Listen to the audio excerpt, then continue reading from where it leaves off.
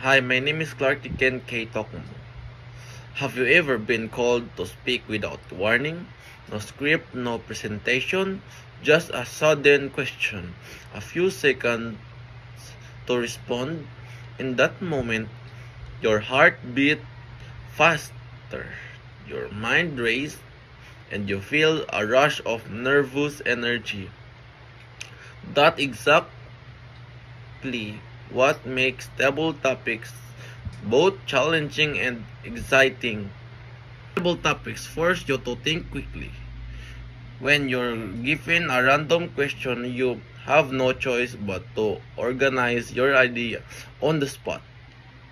You learn to connect throughout instantly, make sense of your message.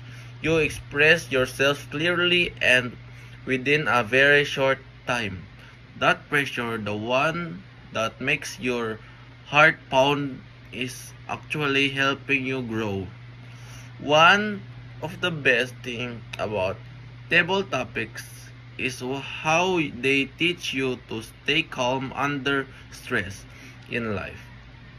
We often face unexpected moments, a teacher asking a question, a class discussion you don't prepare for, or a situation you're.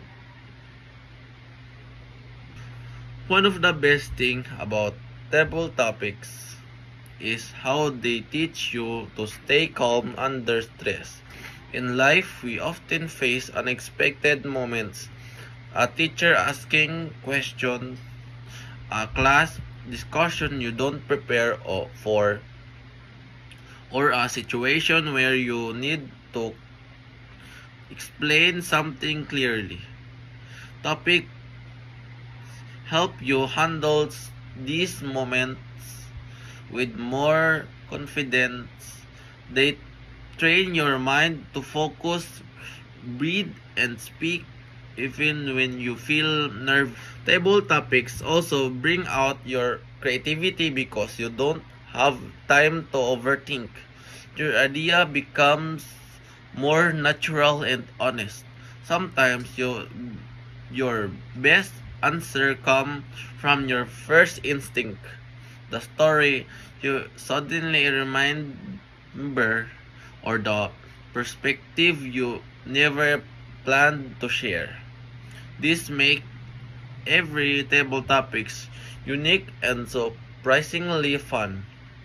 In the end, table topics remind us that confidence grows with when we challenge ourselves. Yes, your heart will beat fast. Yes, your mind feel unsure. But every time you speak without preparation, you move to yourself that you can think fast, communicate clearly, and handle pressure. So that next time someone calls your name for a table topics, don't panic.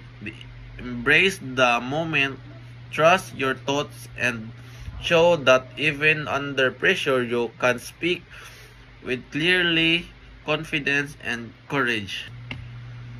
Thank you, that's it.